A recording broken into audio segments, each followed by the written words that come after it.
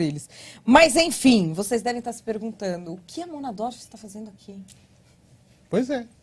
O que ela está fazendo aqui? Veio trocar uma ideia com a gente. E ela veio de vermelho por quê? Porque ela virou petista, Mona? Porque vermelho é a cor da moda, é lindo, vermelho tem energia, a gente está começando a semana, esse país precisa de muita energia, todo dia a gente precisa se dar um banho de energia para fazer, ei, tô aqui, viva, vamos que vamos, Brasil! Ó, a Mona Dorf veio aqui falar de um projeto que ela tem, que completa 4 anos, na Unibis Cultural, é uma coisa bem legal, chama História Contada. Ele promove encontros com grandes personagens da nossa sociedade que contam as trajetórias de sucesso deles. Mona, como que é isso? É um programa? É um auditório? O que vocês fazem lá na Unibis? Então, a Unibis faz um monte de coisa, né? A Unibis é uma entidade social, a entidade mais velha da comunidade judaica. Ela começou recebendo imigrantes que vieram da Europa, que vieram de todos os lugares e chegaram aqui no início do século. E depois, há 4 anos atrás, havia naquele espaço, não sei se vocês se lembram, a Casa de Cultura de Israel, que é um prédio bonito, muito incrível, com um projeto do arquiteto Roberto Loeb, que é em formato da Torá, que é o nosso livro de reza. Muita gente não entende aquele formato de um livro aberto. E ficou como Casa de Cultura de Israel há alguns anos, e até que teve que fechar as portas por uma crise ali financeira. E aí a comunidade falou, não, nós temos que manter esse espaço, nós temos que devolver para a cidade algo que essa cidade, esse país nos trouxe, vamos manter. Durante, assim, meio ano, 1 ano, não me lembro exatamente, eles ficaram fechados para balanço, e aí a Unibis, que é essa entidade mais tradicional, mais antiga, e que faz, a Unibis faz um monte de coisa, ela tem cursos profissionalizantes, ela tem várias sedes, ela faz um bazar que também financia, por exemplo, tratamento para idosos, tem vários ramos de atividade, mas não tinha o ramo cultural. E aí, aquele espaço virou Unibis Cultural, com a Unibis, essa entidade guarda-chuva, assumindo o espaço. E eu fui uma das primeiras convidadas a ser curadora pelo Bruno Assami. Vocês devem conhecer, o Bruno foi do Tomi Otaki, do Instituto Itaú Cultural.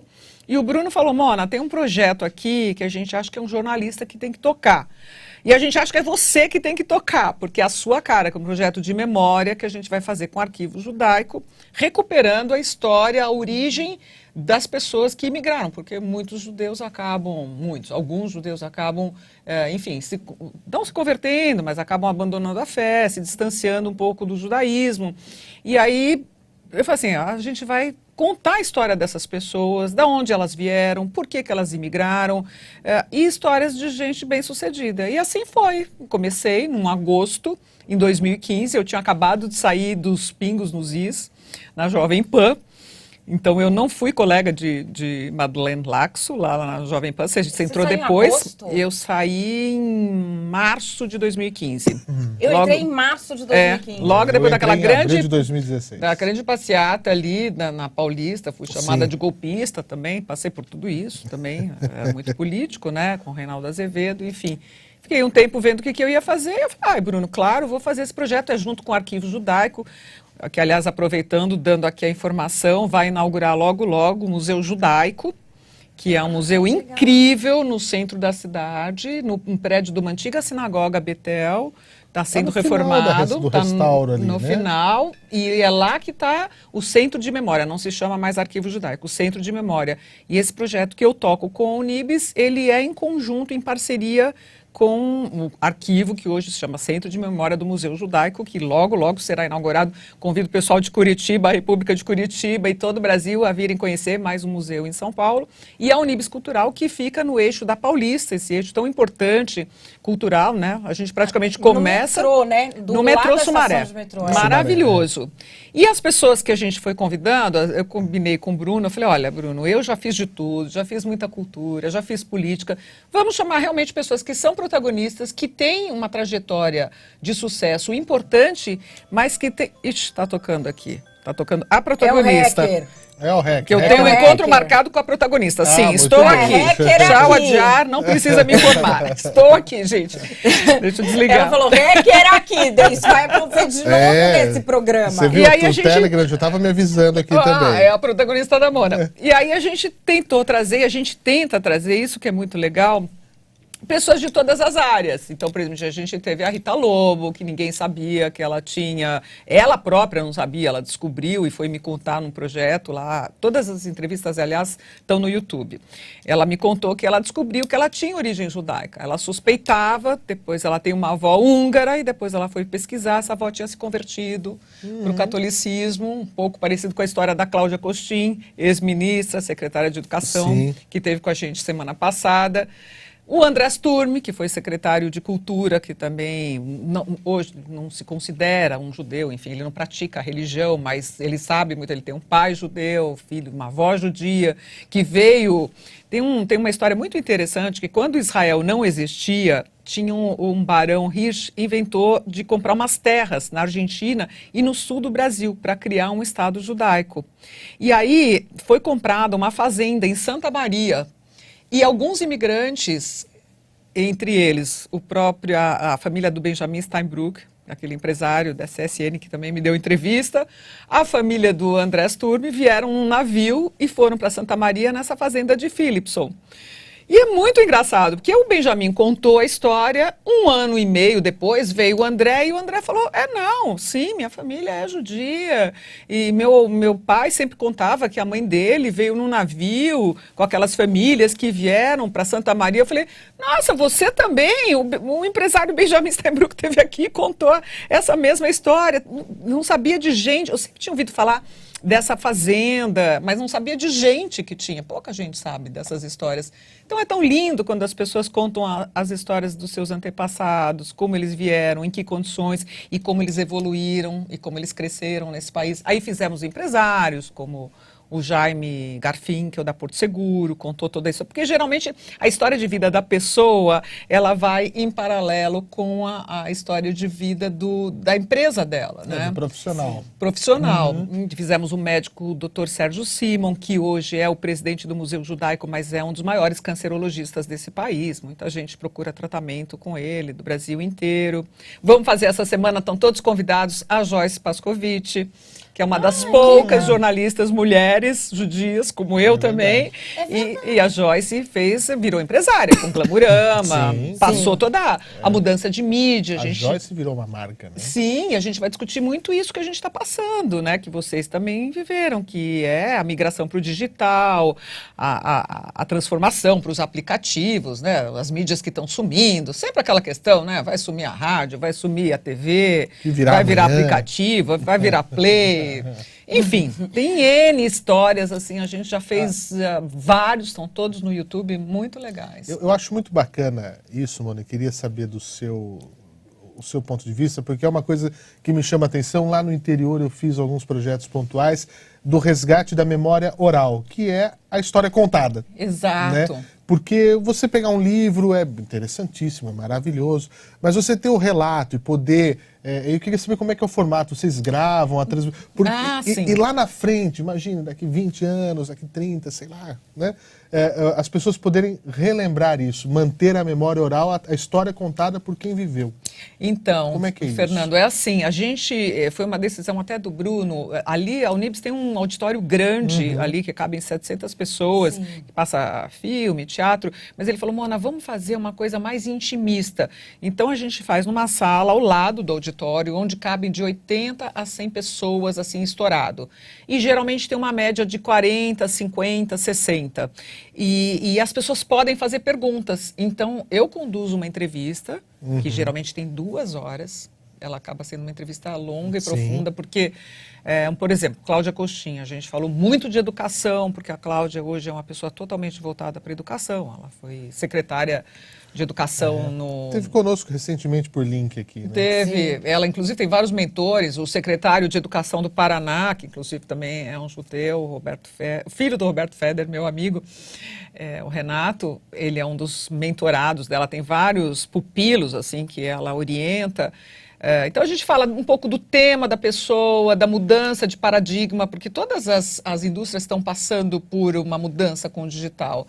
E a plateia vai perguntando, e eu sempre digo, olha, a gente vai começar ou pela origem da família e depois a gente vai para o profissional, para a trajetória. Ou o contrário, com o Dr. Sérgio Simon, então foram 3, eu dividi em 3 blocos. Olha, a gente vai falar dos avanços no tratamento do câncer, as origens da família dele, que tem ele é um pouco que nem eu, ele tem pai, mãe sefaradi e pai esquenazi, tem um tio que é um caso raríssimo e único, que sobreviveu durante a guerra em Berlim, escondido por um alemão.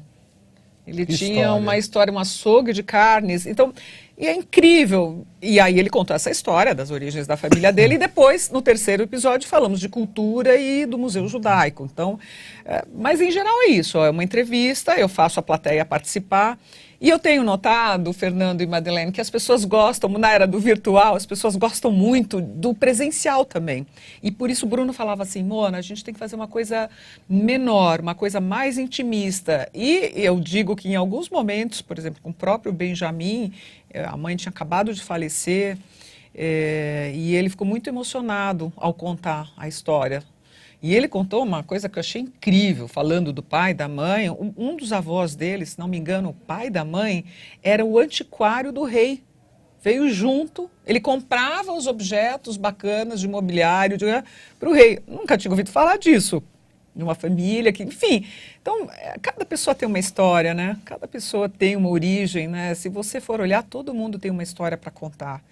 E esse fato de ser intimista e das pessoas participarem acaba sendo muito animado, muito bacana. A gente transmite pelo Facebook e depois vai para o YouTube também. Então, está no YouTube, vai para o Facebook da Unibis Cultural. Sim. E aí também eu acho que tem uma coisa muito interessante da comunidade judaica no Brasil, que muitas famílias têm... O judeu já é muito ligado ao empreendedorismo, né? Sim. Como forma de viver. Mas muitas famílias vieram aqui reconstruir, né? Porque os nazistas roubaram todas as empresas. Eles falavam que a empresa estava sendo arianizada.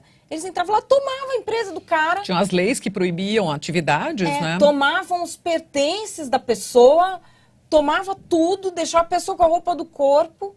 E muita gente veio para cá. Muitas. E se colocou depois em patamar mais alto do que o que tinha deixado. Eu acho impressionante isso. Sim, sim. A capacidade de reconstrução. Né? A história dos pais da Cláudia, né? Que a Cláudia Coxinha, ela contou que eles eram, a mãe era romena e o pai húngaro, ou vice-versa, não me lembro exatamente. A mãe é húngara. A mãe é húngara e o pai romeno. E eles vieram, na verdade, ela falou que a Romênia, a Hungria, sim, foi muito atingida pelo nazismo, mas a Romênia não. E eles conseguiram escapar. E o pai da Cláudia Coxinha era um empresário muito importante, era diretor da Fiesp. E esse é tem muitos judeus que vieram. Teve uma onda migratória em 31, 33. Meus avós, por exemplo, vieram em 31. Então, eles não sofreram com o Holocausto. Já a família do meu marido... completamente, foi metade dizimada no Holocausto, durante a Segunda Guerra. Eles foram para campos de refugiados em Ulm, na cidade de Ulm, na Alemanha. Ficaram 6 anos lá. Lá eles reconstruíram um alemão tipo Schindler, apostou na família, deu máquinas retilíneas e eles viraram, assim, produziam a indústria têxtil. E aí um dos tios falou, nós não vamos ficar na Alemanha porque esse país acabou com a nossa família. Vamos para a América Latina, que lá está o futuro. E eles iam para a Argentina. E vieram para cá com 5 calhambeques no navio.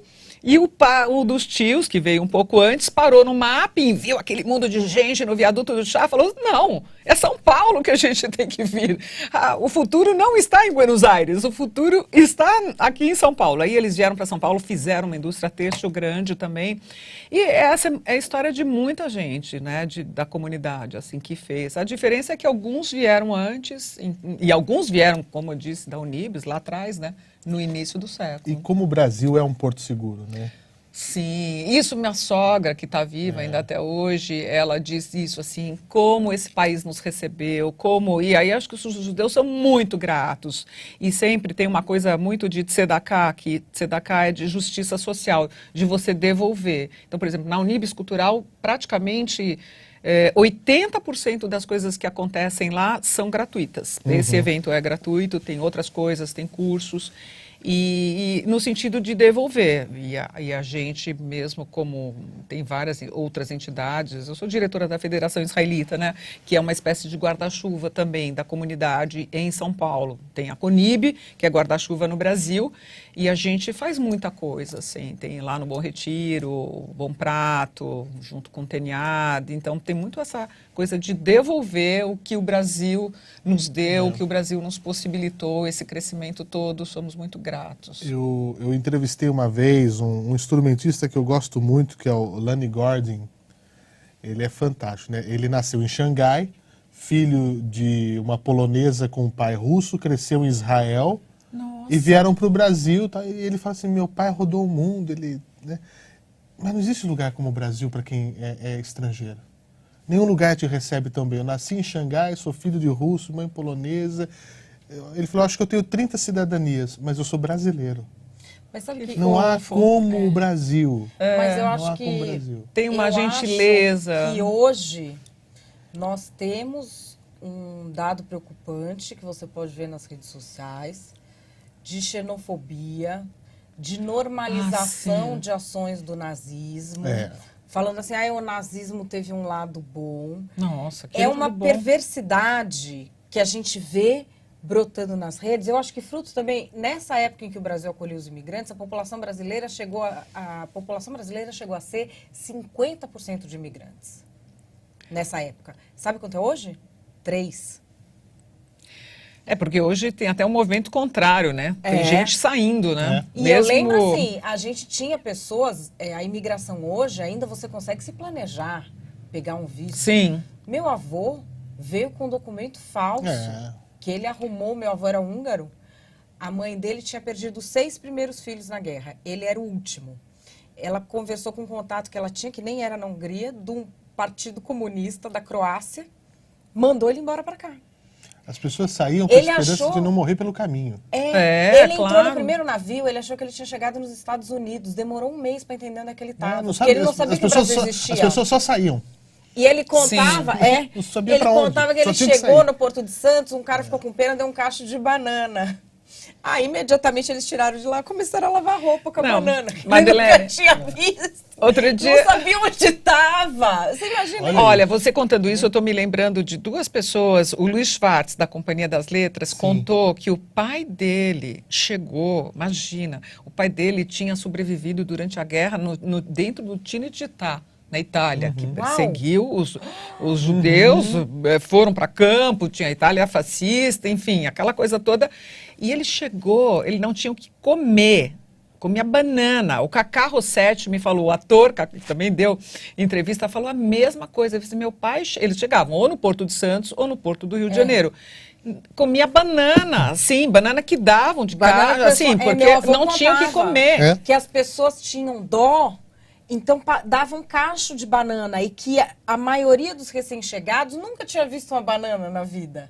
Aí ele falou que eles não falavam a língua, mas é húngaro, ninguém falava. E que aí começaram a entender, porque quando eles foram lavar a roupa com a banana, alguém abriu uma banana e comeu, aí eles entenderam. Mas vivia à base disso. Outro dia, 2 coisas que eu queria comentar aqui. Outro dia alguém me perguntou assim, Mona, quem você gostaria de entrevistar que você ainda não entrevistou? Eu falei, olha... Praticamente todo mundo que eu penso tem uma fila de gente querendo ir para o programa, a gente só faz 9 por ano. Então não dá, né? Então eu faço uma curadoria. Eu falei, tem muita gente ainda que eu quero. Graças a Deus o projeto, depois de... A gente começou no agosto, chegou em dezembro, o Bruno falou, ano que vem tem história contada, Mona. E todo ano foi assim e agora virou um projeto da casa. Eu falei, sabe quem eu gostaria? O escritor Stefan Zweig.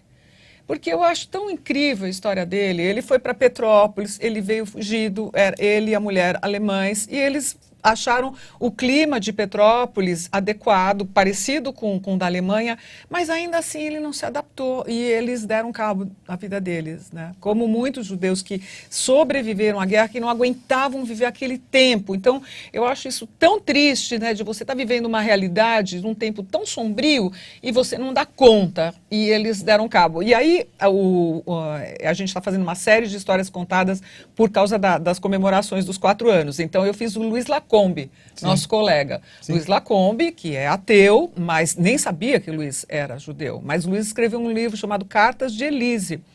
E foi até o Bruno, a Sami, né? O Bruno sempre vigilante, falou assim, Mona, chama seu colega Luiz Lacombe. Eu falei, mas o Luiz não é Lacombe, não é judeu. É sim, ele escreveu um livro que ele descobriu que ele tinha uma avó judia, bisavó judia. E aí, no Cartas de Elise, eu estou contando porque a gente vai estar em Curitiba também. Eu lembrei disso enquanto eu estava falando do Stefan Zweig. No dia 9 de novembro, a gente vai estar em Curitiba, então acho que é bacana. E o Luiz conta que veio o avô dele, que seria o pai do pai, e ele casou com uma brasileira, se adaptou, falava alemão, mas era um cara meio fechado. E ele foi se comunicando com essas cartas com a mãe dele que tinha ficado lá. E a mãe veio para visitar, demorou para vir visitar, ela queria se desfazer dos negócios, eles tinham uma cervejaria enorme, e aí ela não foi percebendo, ou foi percebendo, mas ela sempre achava que era tempo de sair do país, e ela foi ficando, até que ela ficou. E foi levada também para campo de concentração. Minha bisavó também. Você também é judia? Não. Como Mas assim? a minha bisavó ficou até o fim, que ela queria tirar mais pessoas da família. Sim. Mas é que eu acho que essas coisas também, eu acho que essas histórias são importantes para a gente se dar conta que você analisando situações em perspectiva histórica, elas são muito claras. Mas na hora que o fogo está pegando, é muito difícil quem perceba o risco real. Ela não percebia. Você vai lendo o livro, que é muito bem construído, e ele não quis dar spoiler, mas ele falou, eu vou dar spoiler, não vou contar. E ele tá muito bem escrito o livro. Mas eu falei isso durante a entrevista, eu falei, Lacombe, o que me impressiona é como ela não percebia, porque o protagonismo judaico foi sendo cortado, né? Não podia fazer isso, não podia fazer aquilo, não podia circular mais na rua, não podia andar mais em locais públicos, nem por transporte público, e ela não foi vendo o monstro chegando, sabe? Como é que ela falava, não, que deixasse todos os negócios, que viesse, ela já tinha um filho aqui. E eles todos, ele e a irmã que escreveram o livro juntos, eles só descobriram quando faleceu a avó deles, a mãe do pai, né? Não, a avó não. Não, a avó seria a mulher do avô, a Elise é a bisavó, que ela se correspondeu com ela, as cartas estavam escondidas, só na hora de abrir o apartamento, que eles viram essa história, porque o avô não falava muito, o pai menos ainda, porque o pai já não era judeu, a mãe não era judia e não se considerava.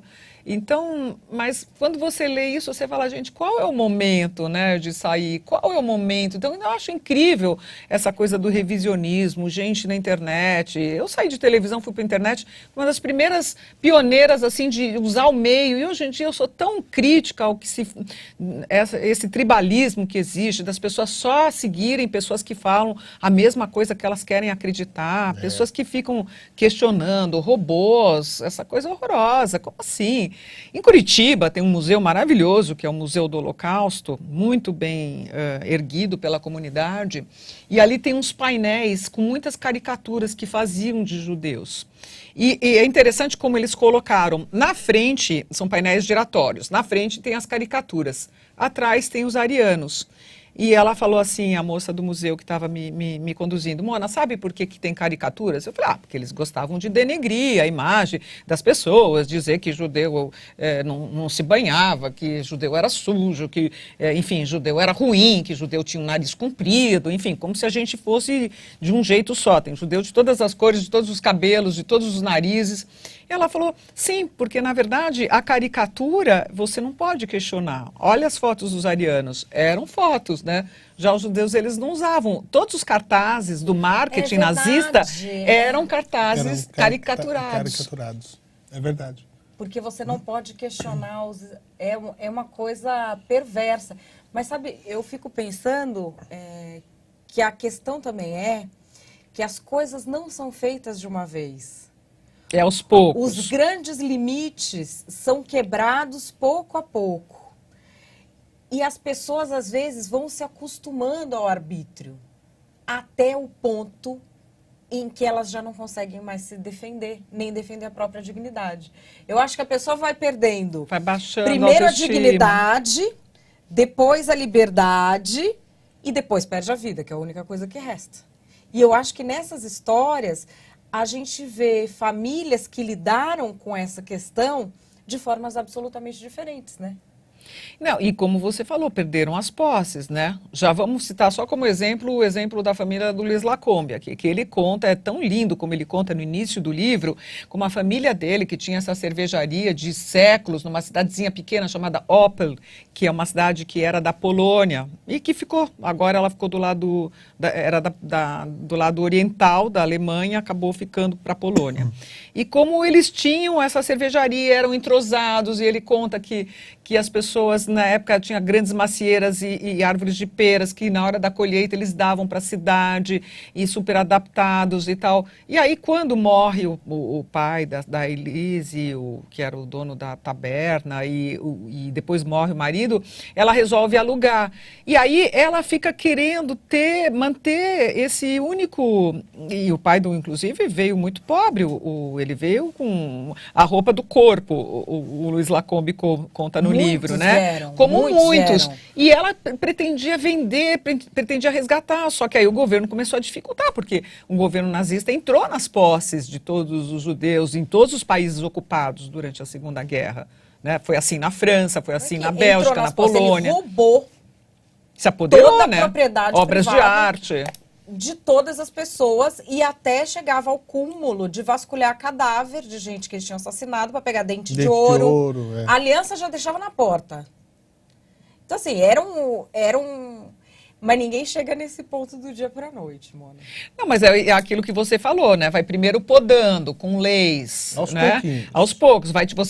Você é proibido, advogados são proibidos de exercer a profissão. Médicos são proibidos de atender. Negócios, né, de lojas são fechados, né, o dono do açougue da carne, o que seria o avô do Dr. Sérgio Simon, tem que fechar o negócio dele, aí o negócio dele fica lá vazio, aí vem um alemão, ocupa aquele negócio, pensa, né, e aí as coisas você vai, não é o exército nazista se apoderou de posses para fazer aquela riqueza toda, né, que eles tinham nos uniformes, no poderio... bélico, tudo foi... Sim. Enfim, muitas dessas histórias vocês vão ver nesse projeto que completa 4 anos. Qual que é o canal que tá Então, o canal tá na página da Unibis, tem história contada, ou se não, você pode ir na minha página, que é Mona Dorf, tem ali na minha playlist história contada, estão vários, são quase todos, tem um outro. A gente fez aquele arquiteto Jaime Lerner, de Curitiba, estava lembrando também. Que máximo! Jaime Lerner foi uma grande entrevista maravilhosa. Maravilhoso! Gente, isso é maravilhoso. Maravilhoso. Ele veio de Curitiba, foi muito legal. E, enfim, eu sempre acompanhei. Eu acho que o Jaime fez um trabalho incrível em Curitiba, né? Uma cidade super gostosa, maravilhosa. Do projeto lá do tubo, até hoje, né? Os parques. Até hoje é inovador, né? Então estão todas no YouTube da Unibis e no meu, Mona Dorf. Você pode acompanhar daí da internet. E também vai ser arquivo no Museu Judaico. E eu queria aproveitar para falar que, a gente falando em arquivo, eu ontem vi um filme, começou o Festival Judaico de Cinema, que é tradicional, acontece, já tem várias edições e tal, acontece em vários espaços, no MIS, no Sesc Bom Retiro, na Hebraica aqui de São Paulo. E ontem passou um filme muito incrível que mostra como nós, eu acho que outros povos têm também, mas nós temos muito essa coisa de arquivar e de guardar histórias. E o título do filme é assim, A História que Queremos Contar.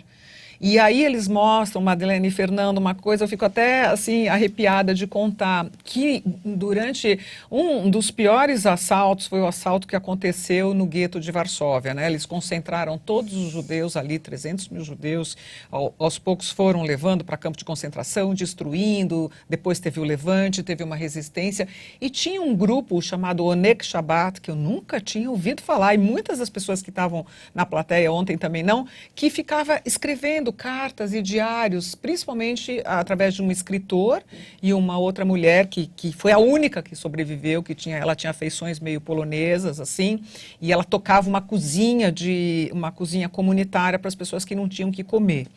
E aí eram arquivos que eles foram guardando, e as cartas que eram diárias, escritas por quem queria. Por exemplo, você era alguém que morava no gueto, esse escritor, essa que tocava a cozinha, e outros que quisessem.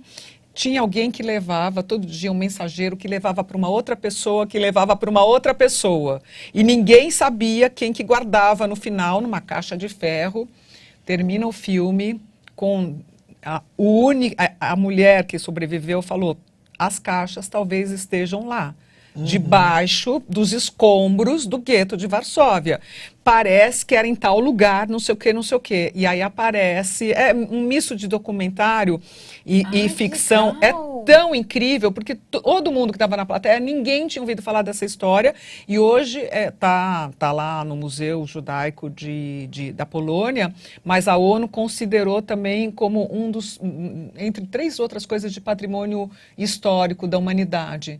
Porque são cartas escritas, fotos, porque podia dar, uma menina fazer um desenho, dava. As pessoas não tinham ânimo, né, nem para se levantar, quanto menos para escrever, mas algumas pessoas quiseram contar. É um riquíssimo relato. O que são diários coletivos, escritos por várias pessoas. E aí, na hora que aparece aquela escondido, né? A cena de 10 caixas, assim, diz que ainda tem 2 caixas que essas eles não acharam, mas, enfim, e tudo isso foi resgatado, tem facsímile, obviamente, né, disso, para não ser manuseado e tal, mas é incrível, né? Então, histórias contadas são necessárias. E a cultura humana toda se fez das histórias contadas. E a gente trouxe aqui a Mona Doff para falar do projeto História Contada na Unibis Cultural, que continua aí até o final do ano. Mona, obrigada por ter vindo. Muito obrigada, Madeleine. Foi uma delícia estar aqui com vocês. Eu sou um grande fã da Mona. Obrigada. E convidar vocês dois e também quem está nos ouvindo e vendo, né, que a internet é áudio, visual, para ver a Joyce Pascovitch, agora no dia 8, às 20 horas, aqui na Unibis Cultural, do lado do metrô Sumaré, é muito fácil de chegar. E depois, em setembro, no dia 5, nós teremos o Odilon Wagner. E já fechei, do dia 5 de setembro, outubro, nós teremos a nossa secretária de Desenvolvimento Social, que é a Célia Parnes, que foi uma presidente da Unibis grande, né, da entidade social. Assim, ela será uma outra história contada. Quem estiver em São Paulo vale muito a pena, um espaço sensacional da Unibis Cultural. Valeu, Mona, obrigada. Obrigada a vocês, gente.